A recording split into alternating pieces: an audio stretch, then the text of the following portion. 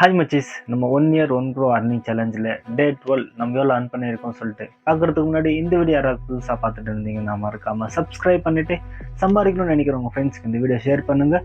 அப்புறம் ஸ்கிப் பண்ணாமல் கடைசி வரைக்கும் பாருங்கள். இன்னொன்று நான் போட்டிருக்க வீடியோ எல்லாமே பார்த்துட்டு அதுக்கப்புறமா டே 12 பாருங்கள். அப்போ தான் நான் எவ்வளோ அர்ன் பண்ணியிருக்கேன், எப்படி அர்ன் பண்ணியிருக்கேன்னு சொல்லிட்டு உங்களுக்கு கிளியராக புரியும். ஓகே, நம்ம டே 12 எவ்வளோ அர்ன் பண்ணியிருக்கோம் சொல்லிட்டு பார்க்கலாமா? லெட்ஸ் கோ.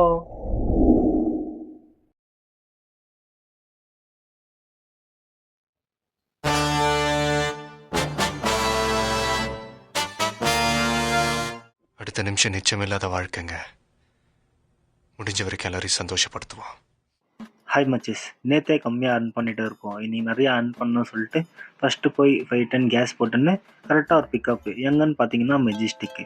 சரி, போய் மெஜிஸ்டிக்கில் பையாவை ட்ராப் பண்ணிவிட்டு இன்னொரு எதனா பிக்கப் படுதா பார்த்துட்டு இருந்தேன். கரெக்டாக ரயில்வே ஸ்டேஷனில் ஒரு பிக்கப் வந்துச்சா, அதுக்கப்புறம் அவங்கள கூப்பிட்டு போய் ட்ராப் பண்ணிவிட்டு அப்புறம் பசி, சரி சாப்பிட்லாம் சொல்லிட்டு அண்ணா கடையில் ஒரு சிக்கன்னு ரைஸ் சாப்பிட்டு அப்புறம் நம்ம தாத்தாவை பிக்கப் பண்ணின்னு கேஸ் போடலாம் சொல்லிட்டு பங்குக்கு வந்துட்டேன்.